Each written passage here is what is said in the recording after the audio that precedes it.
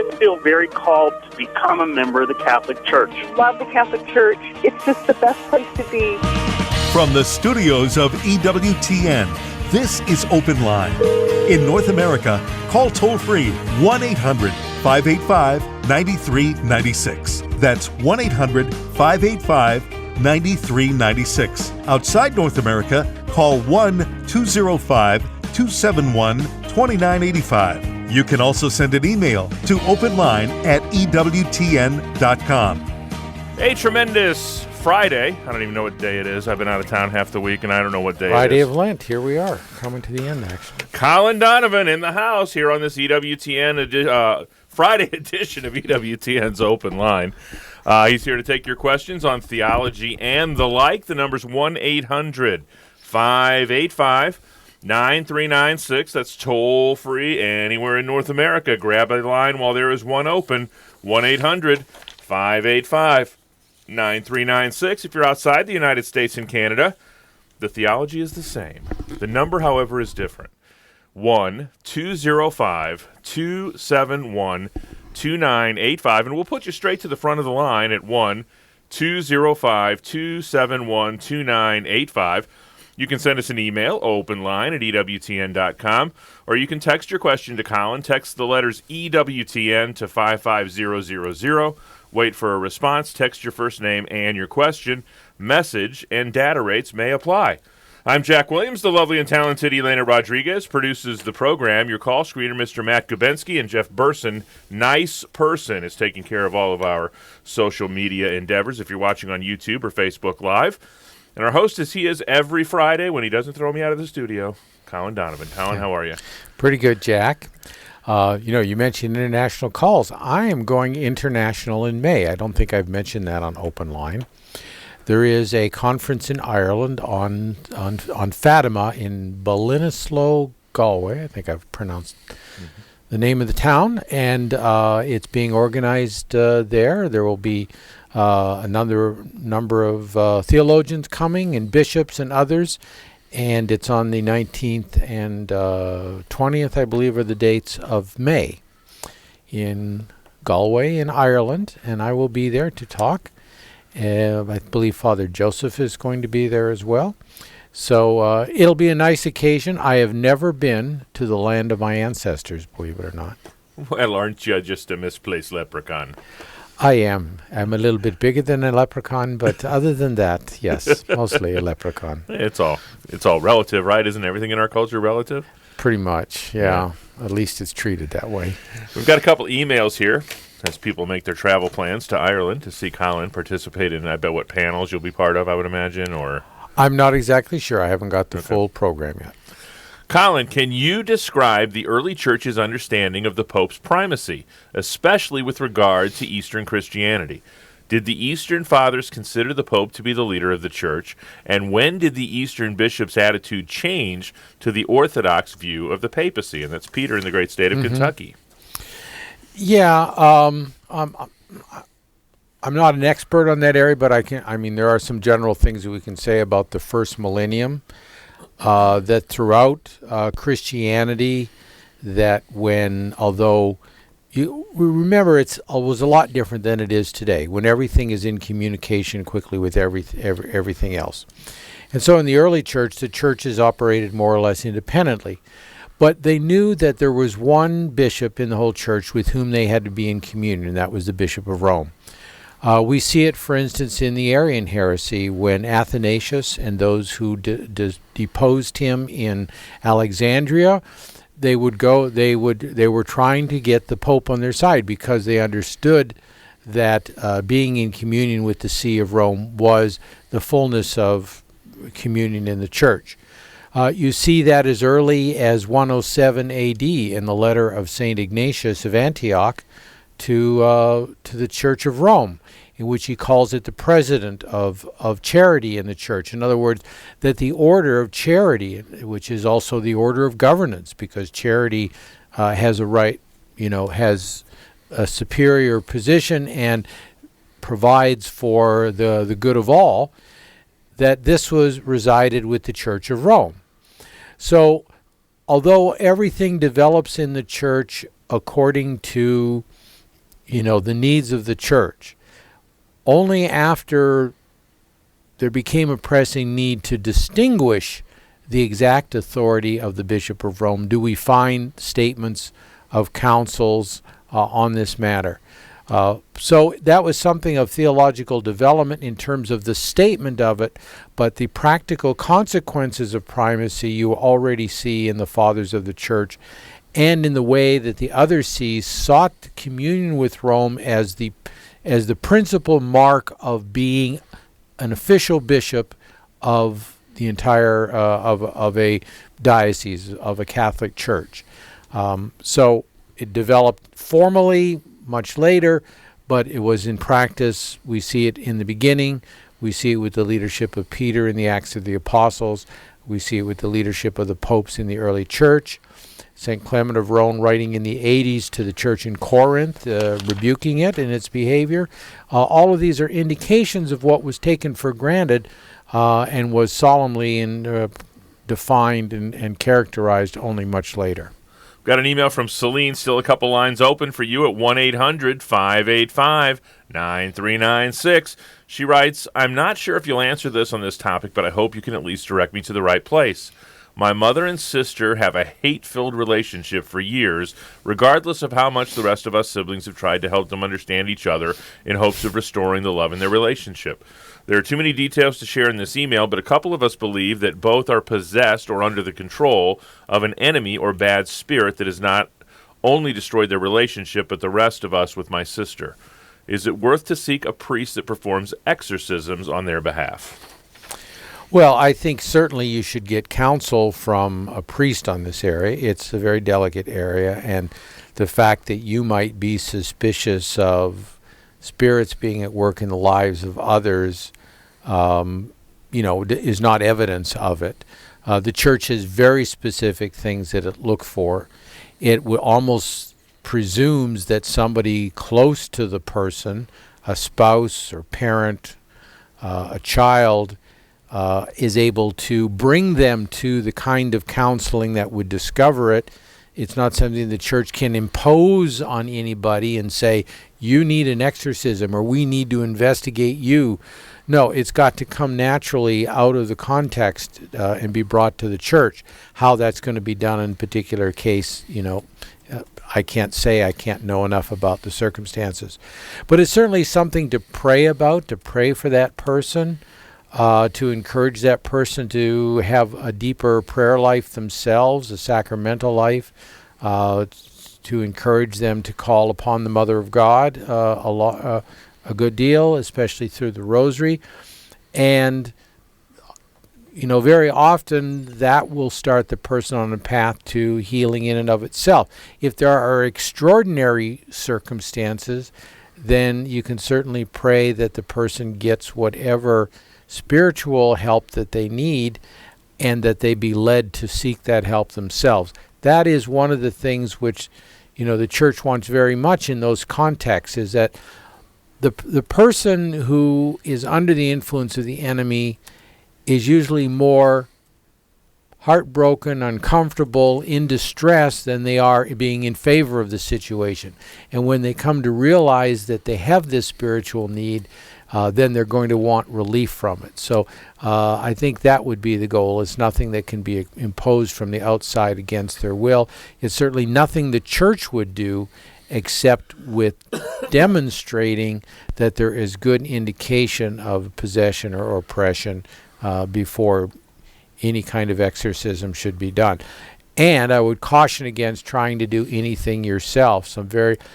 Not in the Catholic Church, but you hear stories rather regularly of relatives trying to exorcise another relative, and everything up to and including death takes place.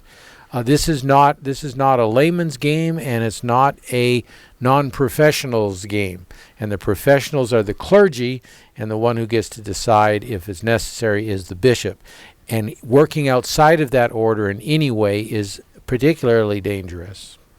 Just getting started on EWTN's Open Line Friday. Our very own Vice President of Theology, Colin Donovan, is in the house. If you've got a question for Colin, the number's 1-800-585-9396. Open Line Friday with Colin Donovan.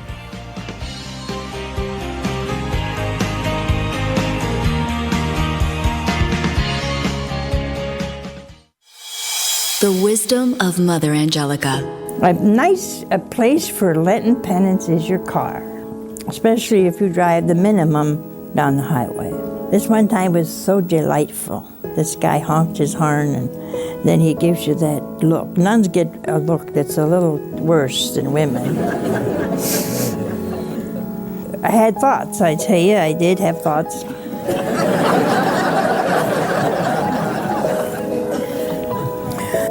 We turned the corner, there was a red light, and guess who was there? My speeding friend.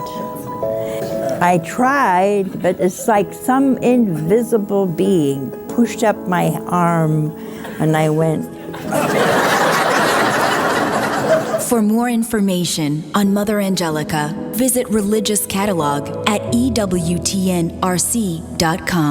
No Catholic radio station in your area? Perhaps God is calling you to get involved. Learn more about starting a Catholic radio station where you live. Contact Jack Williams, 205-795-5756, or jwilliams@EWTN.com today. Hello, this is Bishop Ronald Gaynor of the Diocese of Harrisburg, Pennsylvania. This is Michael Warsaw, Chairman and Chief Executive Officer of EWTN. Hello, this is Father Mitch Pacwa. Have a blessed Lent from all of us at EWTN Radio.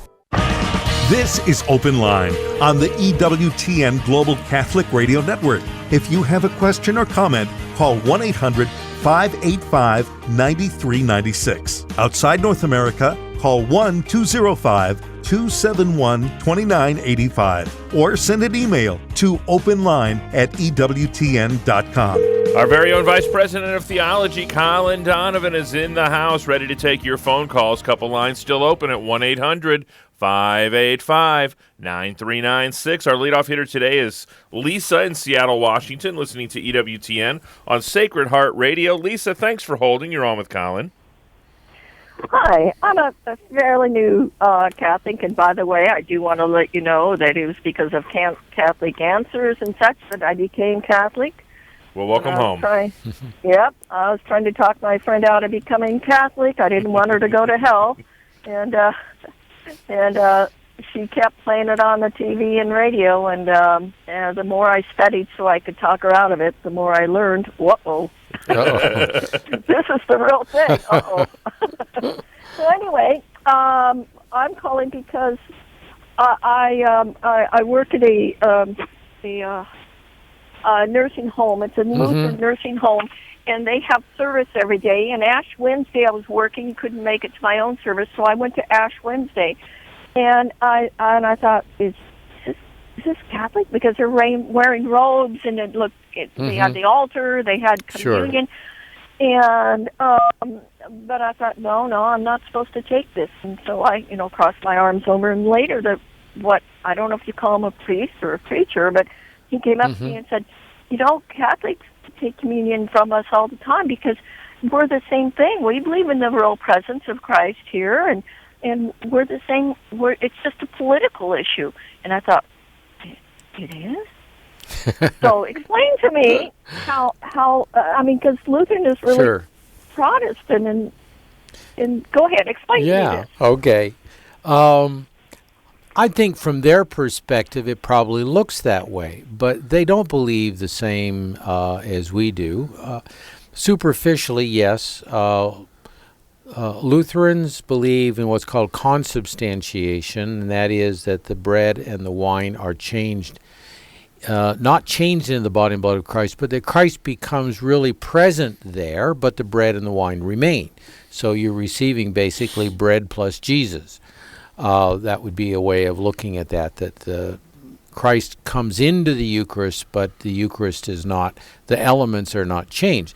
The Catholic position is that the elements truly are changed, and that we continue to see the properties of taste, of color, and so on and so forth, because they are suspended, as it were, miraculously in nothing. They're there because they appeal to our senses, and it's a sacrament, and we are human beings in the world, and our senses are appealed to by them, and we make an act of faith that it is Christ, as the great hymn of St. Thomas Aquinas sung at Corpus Christi tells, that that this is, despite what the senses tell us, truly is Christ and not bread and wine. And we see this occasionally too when in a Eucharistic miracle a priest is doubting what he is doing, and all of a sudden those properties, that miracle as it were, keeping those properties suspended and nothing, go away. And now he's holding a host, or even a bloody host, in his hand. And a couple of them, like in Lanciano in Italy, have been tested and found to be cardiac tissue. The blood has been found to be human blood. And this happened instantaneously and miraculously by the properties that miracle of the accidents, as it were, going away. Well, but the Lutheran Church couldn't explain that because it doesn't have the same doctrine on it. Christ is present, but bread and wine are also present too. So that's the theological difference. But there's a difference even more fundamental than that. The Lutheran Church does not have priests.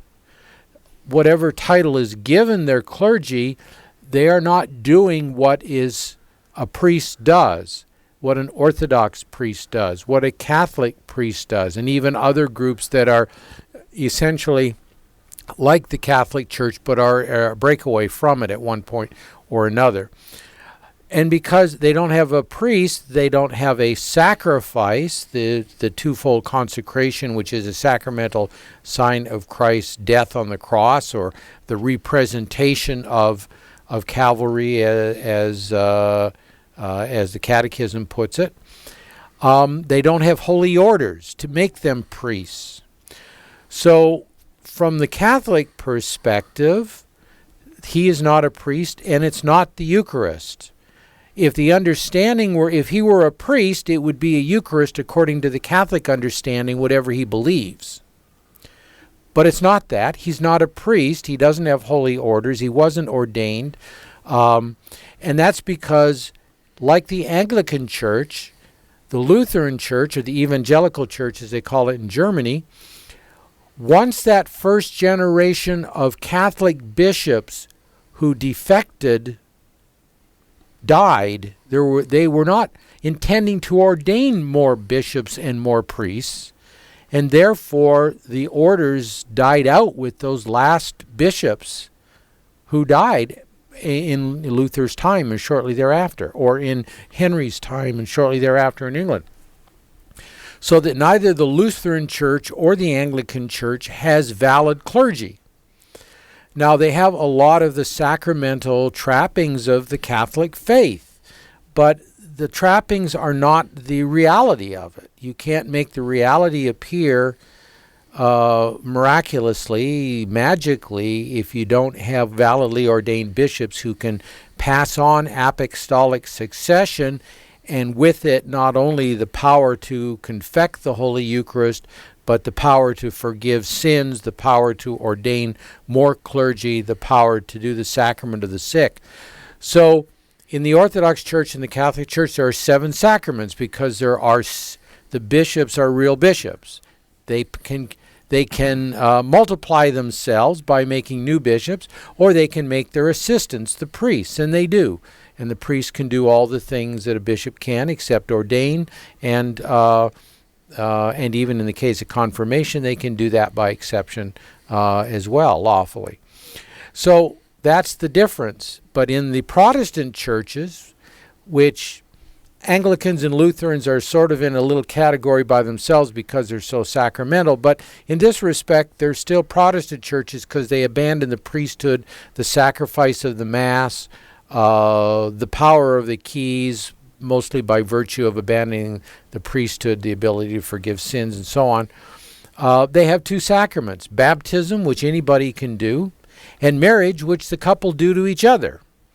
Other than that, confirmation, which requires a bishop or a priest by exception, Holy Eucharist, which requires a priest to confect the Eucharist, the sacrifice, and therefore the valid communion. They don't have bishops, so they don't have holy orders. They don't have anointing of the sick because they don't have priests.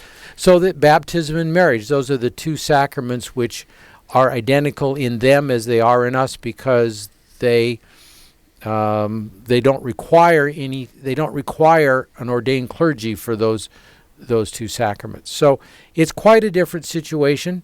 And whatever his rules are, the rules for you from the Catholic Church is only by exception and by need. And if there's Catholic priests and churches around you, you have no need. And only where there are valid priests could you ever receive communion from another confession. So if you went to Greece and there was no Catholic Church, and the Orthodox priest down at Holy Trinity or whatever they call their church was prepared to give you Holy Communion, you could lawfully receive it there, because that would be Holy Communion. You could go to confession there and so on and so forth. Now, most of the Orthodox won't do that. They're even stricter than we are. But from our side, you could receive the sacraments by necessity in an Orthodox church, for example, by necessity, and obviously with their permission as well, which would be rare and probably seldom, if ever, given. But the Lutheran Church, the Anglican Church, any of the variations of those two, whether in America or Africa or anywhere, no, you can't do that, and because simply the sacraments would not be valid if it's confirmation, Eucharist, penance, anointing, holy orders. None of those would be valid in those churches. Thanks so much for the phone call, Lisa. 1-800-585-9396 is our toll-free number. We've got a YouTube question coming in from Shannon, and she says, in Scripture, Luke says, if they have ears, let them hear. So, after speaking a parable, Jesus told the disciples that he gave them the answer and others in parables. So why would not all of them hear? Why wouldn't Jesus let everyone understand? Well, understanding is something that we do. Obviously, we need grace to be able to do that. And how many of us take even to our conversations with our family members all kinds of presuppositions, and when it's all over and done with, somebody will say, well, I know you've heard me, but you weren't listening. Because listening and understanding are two different things, because we bring a lot of baggage to our conversations, as they did to their listening to the Lord. Who was the Messiah? What was he going to do? All the great things he was going to do to the Romans and elevate Israel, and maybe them personally because they were close. They had all these things going on in their heads, and he was telling them these very simple parables which required very simple keys to get into, and it was all cluttered up by everything else they thought they knew. And so they were hearing him, but they weren't really listening, or they certainly were not understanding. And we do the same thing. It's an everyday phenomena that we can hear people, but we don't necessarily listen to them or understand what they tell us sometimes. 1-800-585-9396 is our toll-free number. 1-800-585-9396. Stephen writes in, Mr. Donovan, my name is Steve. I read on Saturday, January 14th, 2017, about Blessed Alfonsa Clerici. It was the saint of the day. The beatification miracle involving the healing of a nearly fatal heart condition of Mr. Nato Frassini. I have a fellow parishioner who has a heart condition restricting blood flow. How can I contact the current postulator assigned to the cause, Sister Santina Dino, and if there are certain prayers or formula of prayers, perhaps a relic of this blessed, that I can acquire to have our parish pray for him? If possible, an email response would be appreciated. We'll answer it here on the air, however. I'm not sure how. I mean, there are a couple ways you could probably find out who the postulator was. The Congregation of Saints in Rome, or you could call or write to the Apostolic Nuncio here in the United States in Washington, D.C. They could get back to you about that. I think in terms of praying for the individual and praying through the intercession of that person, I would go online and see if they actually have a website and a prayer, or you can make up your own, because all you're really asking is the Lord, through the intercession of this individual, to heal this sick person, this relative or friend. EWTN's Open Line Friday rolls on with our own Vice President of Theology, Mr. Colin Donovan. It's March 24th, and today the Church honors St. Catherine of Sweden. Widowed at a young age, Catherine spent her time with her mother, St. Bridget, teaching religion to the poor. She entered a convent founded by her mother and served as its abbess until her death in 1381. Also on this day in 1920, Pope Benedict XV named Our Lady of Loretto as the universal patron saint of air travelers. In 1969, astronaut Jim McDivitt took a medal dedicated to her into outer space. Hello, I'm Doug Keck, and this is an EWTN Bookmark Brief. I just finished interviewing Father Joseph Mary Wolf, our chaplain here at EWTN, on our new book published by EWTN Publishing, Mother Angelica on Suffering and Burnout. So, Father, tell us, what's this book about? It's 6 mini-books that have been put together. Suffering, burnout, consolation are the 3 themes here. Suffering really is a question that's universal, right? How do we deal with suffering? What is the meaning of suffering? Is there a meaning to suffering? She also looks at dryness in prayer that we experience. Sometimes we don't feel like the Lord's distant. Where is He? When He's actually purifying my heart and helping me to grow in love and less selfish love. Then she concludes the book by looking at His silent presence, but also that He needs me. The book is on suffering and burnout. Look for the entire interview coming soon to EWTN's Bookmark. And this has been an EWTN Bookmark Brief. This book available, of course, through the EWTN Religious Catalog, EWTNRC.com. Thanks. Lent, a season for prayer, fasting, and almsgiving. I used to believe that Lent was kind of a gray season in our liturgical calendar, but what I've learned is that it's actually a very bright season in that it focuses us, it shows us ways that we can stretch and grow, and by the time Easter comes, Easter's extra bright. I challenge my kids to think about what they can do, not just give something up, but what they can do and how it will change them and grow them in their faith. This is Open Line on the EWTN Global Catholic Radio Network. If you have a question or comment, call 1-800-585-9396. Outside North America, call 1-205-271-2985 or send an email to openline@ewtn.com.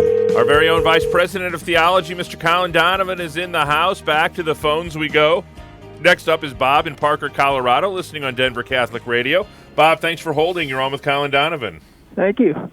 Hey, Thank Bob. you, Mr. Donovan. You're welcome. I've got a question on Scripture. Luke 12 and verses 33 and following. I'll kind of quote this off the top of my head, but anyhow, Jesus is talking about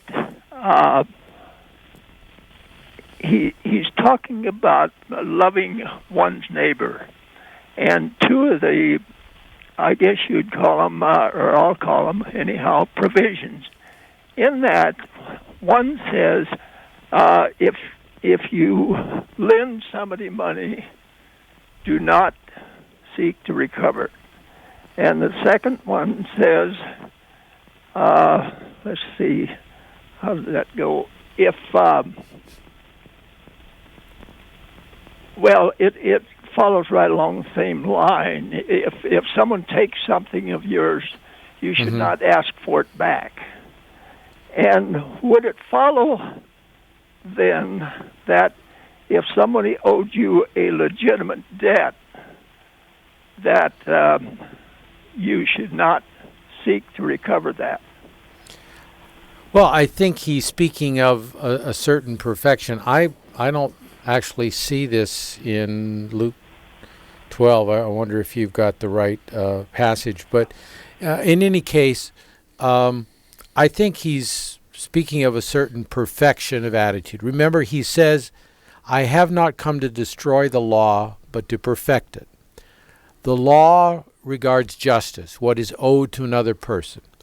The person who've loaned you something, or that you've loaned something, has a strict obligation to return recompense for that. If you've said, well, I'll loan this to you, they have an obligation. I'll give you this money, or I'll loan my favorite book to you, or whatever it is.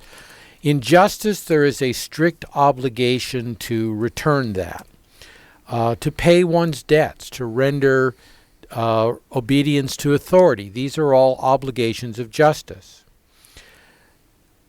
What love does, what Christ came to do to fulfill that, was is that the individual is called, and sometimes we can do this and sometimes we can't, to go beyond the strict letter of the law to mercy, charity. And the Holy Father is talking about this a good deal later, and it's a good deal lately. It's different from the obligation of justice. It's something we may freely do, but we can't really effectively be obliged to do that. We can make a sacrifice, for instance. If parents do this all the time, you can loan your child money or something like this, and they forget to pay you back, and you just let it go. The justice is absolved in that situation because you've let it go, not because they've paid you back. And we can do this with any of our debts to somebody somebody who owes us something. So in a certain way, if it's within your power to do it, to give that back, and to let go of the debt.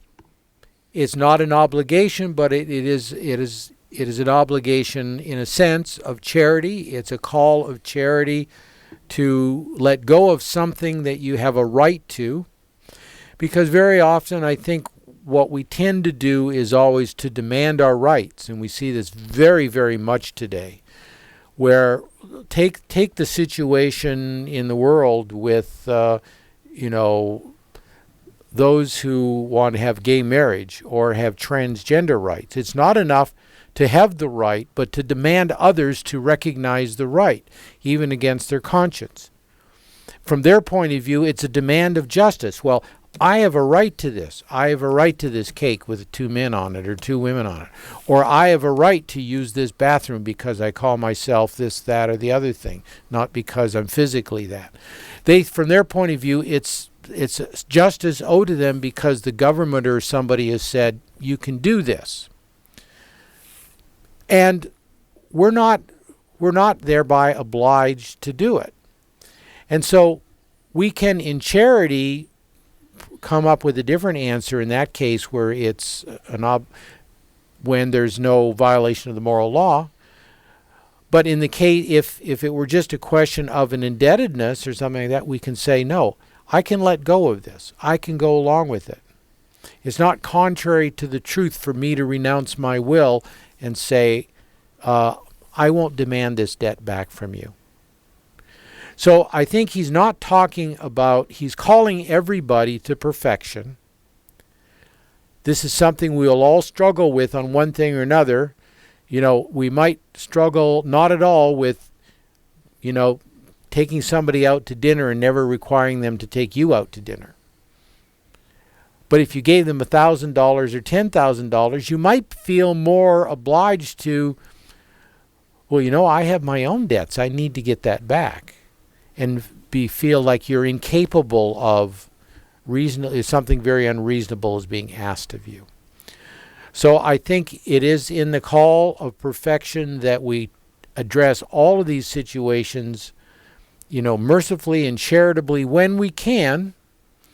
And there may be times when we can't because the truth demands it, where the demand of justice is unreasonable, such as in providing services at a gay marriage, or where it's simply our needs are such that we can't do that without destituting ourselves. So I think those are the ways to look at that as part of the call to perfection with which we will all struggle with according to our particular circumstances. But we should always be striving to be merciful and even to go beyond the pure, the absolute question of justice in all circumstances. Next stop for us, Tulsa, Oklahoma. Roseanne is in Tulsa, listening on the EWTN app. Roseanne, you're on with Colin Donovan. Hi, thanks. Hi, Colin. So I have a question about the use of the word woman in Scripture. I'm familiar with the doctrine of Mary being called woman, to reference back to the woman in Revelation, as so that she's the new Eve. I'm familiar with that. I'm wondering, though, why Jesus calls the Samaritan woman at the well woman in John 4. It's the only other place I've come across it in Scripture, but that's curious to me. Sure. Yeah, the meaning with regard to Mary is really founded in Genesis 3, where the archetypical woman, if you will, who is to be the mother of the Messiah, is spoken of, and that biblical context is repeated in the mouth of our Lord on the cross, for example, or at Cana. And so that's the context there. Otherwise, I think we fall back on the Jewish context in which there was, I don't know if you want to call it, in the case of Jews and Samaritans, a racial snobbery, or in the case of men and women, a misogynist snobbery. This was part of culture then. And so there was this attitude, and you see that there, not on Jesus' part, but for our benefit, because there's a message in all of that. Because what did he end up doing? He ended up granting her request, as if to say, those who the world would consider lowly and to be despised, the Samaritans or even women in comparison with men, I've set that standard by using this term, but now what faith she has. Go, your request has been granted, or I'll tell you all that you knew, in the case of the Samaritan woman. In the case of the woman who came to have somebody healed, and she said, well, even the dogs eat the scraps that fall from the table. Again, it was to elevate her and to show the way God reaches down into all circumstances, even those in which the general society would be considered, the least of the people of the day.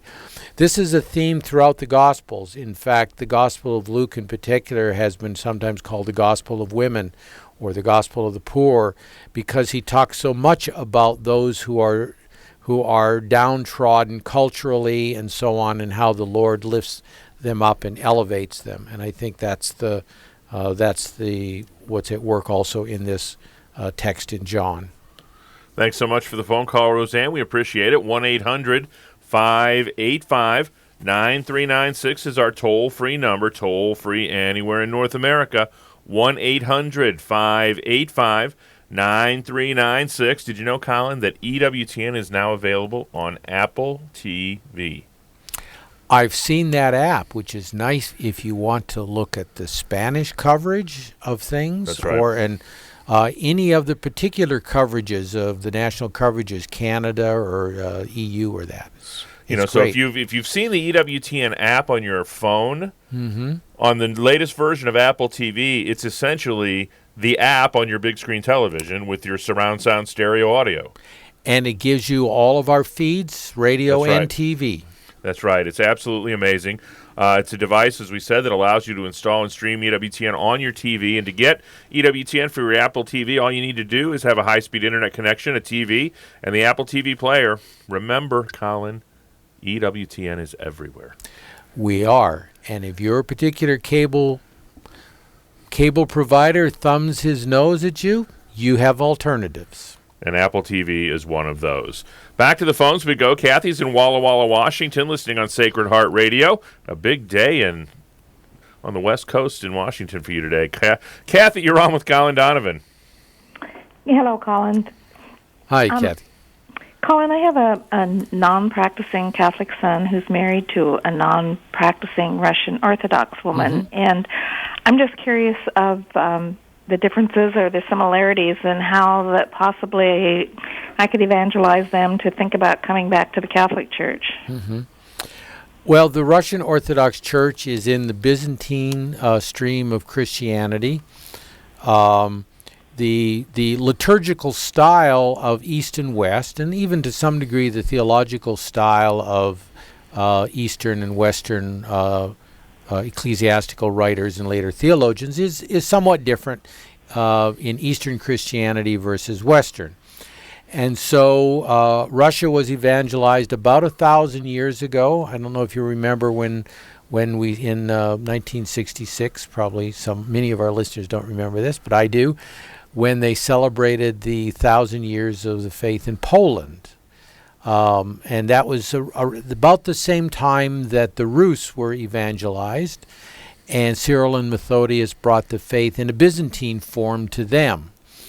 And so it's an offshoot of, it's a national church of Orthodoxy derived from Greek Orthodoxy, and sharing a lot of the similar liturgical and theological orientations of that.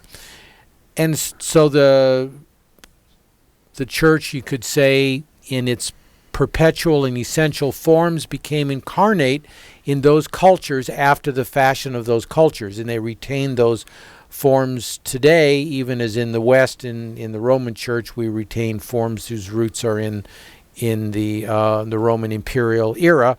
So the Russian Orthodoxy and the Greek Orthodoxy are rooted ultimately in Byzantium and the Eastern Roman Empire, and how the faith was evangelized from there and developed in the different places it was taken. So they have the 7 sacraments. They have a valid hierarchy. For the first 1,000 years, we were all one church. And then there was the Great Schism of 1054, and we've been furtively and sometimes quite unsuccessfully trying to recover that unity ever since then. So hopefully we'll see that in our day. And it's not actually impossible. We're getting to the point where we have more in common with our other Christian believers, even the faithful Protestants, than we do with our secularized Catholics very often. So we need to recognize and rejoice in what is good in the other churches, Orthodox and non-Catholic, and not kid ourselves about the separation either that exists between our church and theirs. So the Russian Orthodox Church, they honor the Holy Father.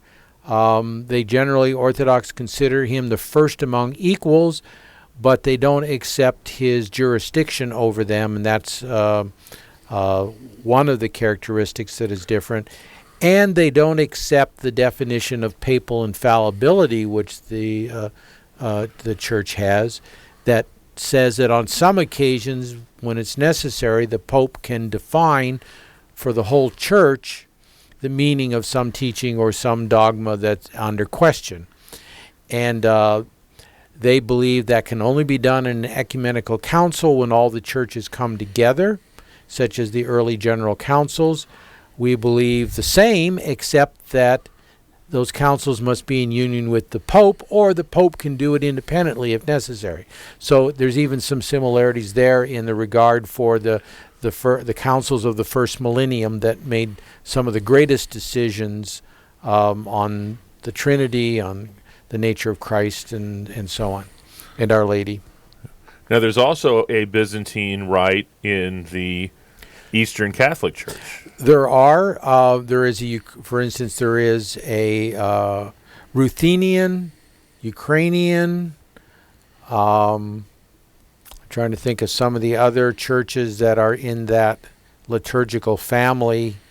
Beyond that, we also have those which are not, like those that have a more Chaldean or Syrian orientation, like those in India, the Syro-Malabar and Syro-Malankar. The Maronite, which is its own unique kind of Eastern Church, which is some that just call themselves Byzantine. Some do I'm that. I'm thinking of Father Loya's church, who hosts the Light of the East program here on EWTN, is the Byzantine Catholic Church in Homer Glen, Illinois, if I'm not mistaken. Right. Yeah. This would be essentially a parallel to the other Byzantine churches with their own particular jurisdiction of people. And no doubt an icon screen. Or two, or three. Well, that's one of the things that is different, is that they do the Mass, whereas in the Roman Rite, the priests used to do it facing the east, and you didn't hear. There was the secreto, there was the prayer that was done silently. Well, in the East, they also do it silently in the sense that they have a screen between where the sacrifice occurs and the people.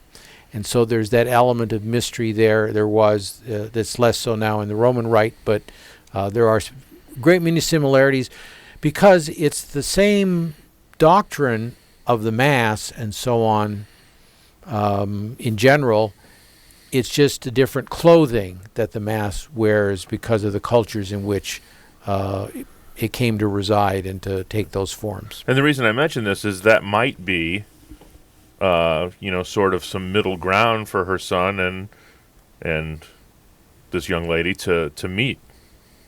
Certainly, if there's some interest there, to direct them to Byzantine Catholic eparchy and to find out more about the faith there. Thanks, Kathy. Appreciate the phone call. St. Louis, Missouri's next up. Brian's in St. Louis listening on Covenant Radio. Brian, you're on with Colin Donovan. St. Louis, Missouri's next up. Hey, Brian, are you there? Listening on Covenant Radio. We'll come back to Brian. Let's head to Houston, Texas. Javier is in Houston, Texas. He's listening on Guadalupe Radio today. Javier, you're on with Colin Donovan. Hey, how's it going? I guess my question is, I know there's right-leaning Catholics and then left-leaning, but this is my question for the right-leaning. Been in and out of the church, been coming back for a year, but the ones that are all about pray to end abortion, it seems to me that they're more pro-birth than they are pro-life, because it seems they don't really, when you talk to them, they don't really do anything after. Like, it seems like once they're born, like they're supposed to defend on their own. I know why most women have abortions because of economic issues. And when you're more right-leaning, they seem to cut those benefits. And I don't see them coming up with a solution like they pray, but they don't adopt any kids or foster, right? They just want to end abortion, but they also don't also... Do you know any actual pro-lifers? Because you've not described any of them that I know who are very engaged with helping women prenatally and postnatally, who do adopt children or seek to adopt. That's not always possible. I mean, you're describing a straw man that is used by the left to sort of parody and say, oh, yeah, you're not interested in the born child, you're only interested in the unborn child. That's simply false. The Catholic Church and pro-lifers, Catholic and non-Catholic, operate clinics and services and agencies probably in every diocese of this country doing exactly this thing you say they are not doing. They are doing. So let's drop the straw man and get to a question. Yes, well, I was going to get to that. Well, how about asking it now? Okay, well, this is my question. I don't see them also putting that same emphasis, like to end war or end the death penalty. That's my question. How come they don't go out like... That's a good question. Yeah. I can go there rather than fighting straw men. I think that's probably true in some cases, but the church is very clear, and I think there's a bit of a parody here of the position. Pope Paul VI said back in the 1960s, war, never again. We know that war is the last resort that anybody wants to use to solve diplomatic and other issues. I think it's generally true that the Western, more developed countries don't generally resort quickly to war. You look at the great wars of the 20th century, they're very often backed into them in various ways. I personally was opposed to the Iraq War, as was John Paul II, and many Catholics were. Others thought, well, that was a good thing, preemptively going in there to whatever purposes they thought were useful. But I think the teaching of the Church is clear. It's not that war or capital punishment, if you do that on the individual level, is immoral in and of itself. In and of itself, it's just to cut off and to end the assaults of an aggressor. The question, the morality comes into play in the circumstances. It's why the Church developed in the early years, with Augustine and others, a just war theory in order to come up with guidelines of when may one use force, violence, to defend one's country, one's nation. What's a just circumstance to do that? because it's obviously not only unjust but stupid to let people attack you anytime they want to without resisting them. If they're a Hitler or a Stalin or somebody else, obviously nobody's saying that, well, it's immoral to defend yourself against Hitler. It's immoral to defend, nobody's saying that. So it's all a question of degree. What's a just circumstance? And the church also says that about capital punishment. And John Paul II and Benedict XVI and Francis all have repeated that teaching, that it's very hard to justify capital punishment today in the situation of the developed countries, for example, if prison or rehabilitation, and all of these are practical questions, they're not a direct answer, but it's up to the politicians to determine, well, what's necessary, and then it's up to judges and juries to decide in particular cases.